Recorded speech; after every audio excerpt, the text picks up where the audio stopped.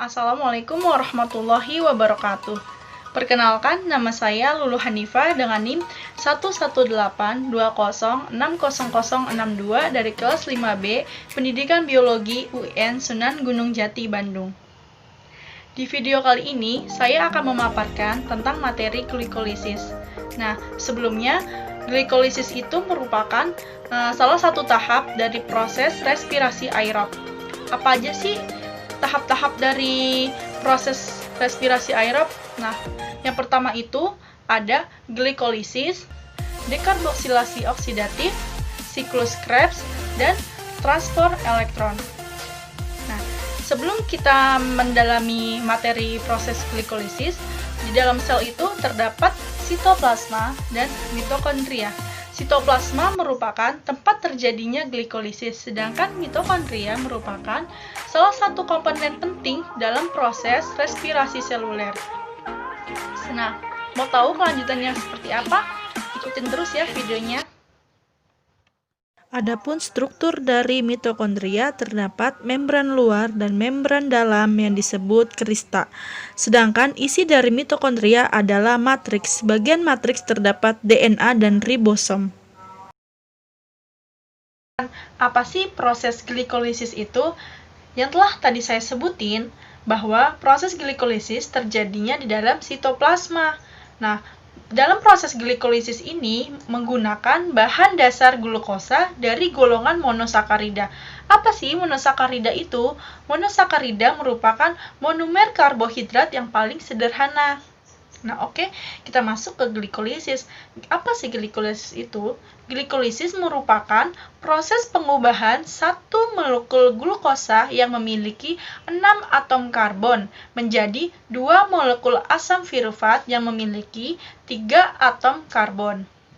Nah, untuk mengubah satu molekul glukosa menjadi 2 molekul asam pirufat dibutuhkan 2 molekul ATP. 2 molekul ATP yang dirubah menjadi 2 ADP. Selain itu, juga dihasilkan 2 molekul NADH yang dirubah dari 2 molekul NAD. Nah, ATP yang dihasilkan sebanyak 4 ATP. Akan tetapi, dalam proses glikolisis ini, kita menggunakan 2 ATP. Jadi, tersisanya 2 ATP saja.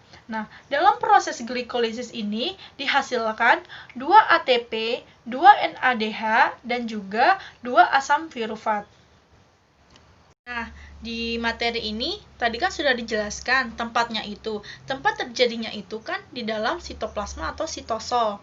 Nah, bahan dasar dalam proses glikolisis ini yaitu bahan dasarnya glukosa.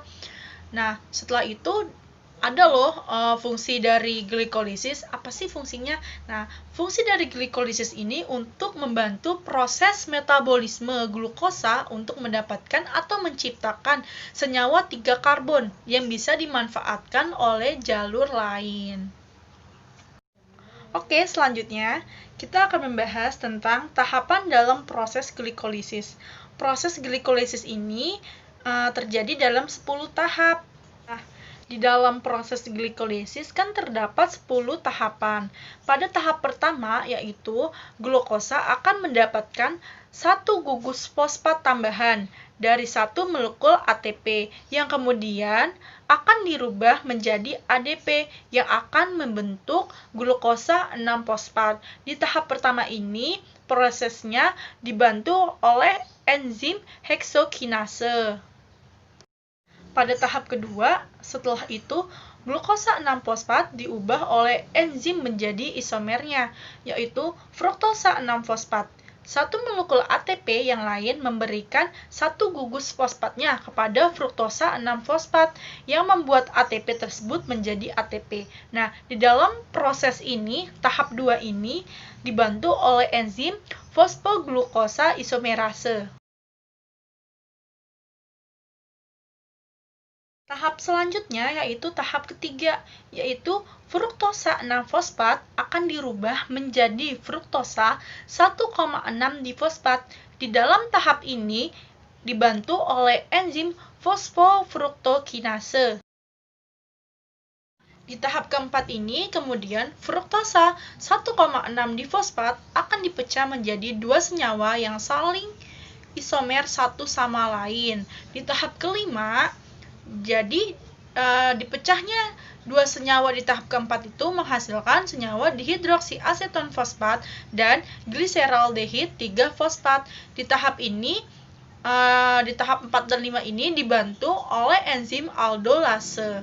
Selanjutnya, di tahap ke-6 ini, dihidroksiaseton fosfat dan PgAl masing-masing mengalami oksidasi dan mereduksi NAD+, sehingga terbentuknya NADH, dan mengalami penambahan molekul fosfat anorganik atau Pi, sehingga terbentuknya 1,3 difosfogliserat. Kemudian, di tahap ke-7, masing-masing 1,3 difosfogliserat melepaskan satu gugus fosfatnya dan berubah menjadi 3 fosfogliserat, di mana gugus fosfat yang dilepas oleh masing-masing 1,3 difosfogliserat akan dipindahkan ke dua molekul ADP dan membentuk dua molekul ATP. Di tahap selanjutnya atau tahap ke-8, 3 fosfogliserat mengalami isomerisasi menjadi 2 fosfogliserat. Di dalam tahap ini dibantu oleh enzim fosfogliserat mutase.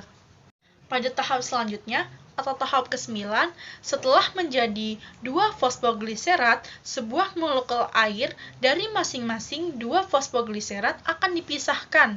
Setelah dipisahkan, akan menghasilkan fosfonol pirufat. Di tahap ini dibantu oleh enzim enolase. Pada proses terakhir atau tahap terakhir dari proses glikolisis ini dibantu oleh enzim pirufat kinase. Pada tahap ini terakhir, masing-masing fosfonol pirufat akan melepaskan gugus fosfat terakhirnya, yang kemudian diterima oleh dua molekul ADP untuk membentuk ATP dan berubah menjadi asam pirufat. Nah, sebelumnya itu yang telah kita ketahui bahwa ATP itu merupakan adenosin trifosfat dan ADP itu adenosin difosfat. Teman-teman, sampai sini aja ya video kali ini tentang materi glikolisis. Saya banyak mengucapkan terima kasih kepada kalian yang telah menonton, dan semoga materi yang telah saya paparkan dapat bermanfaat untuk saya pribadi dan bermanfaat untuk kalian semua yang telah menonton. Saya ucapkan alhamdulillah. Wassalamualaikum warahmatullahi wabarakatuh.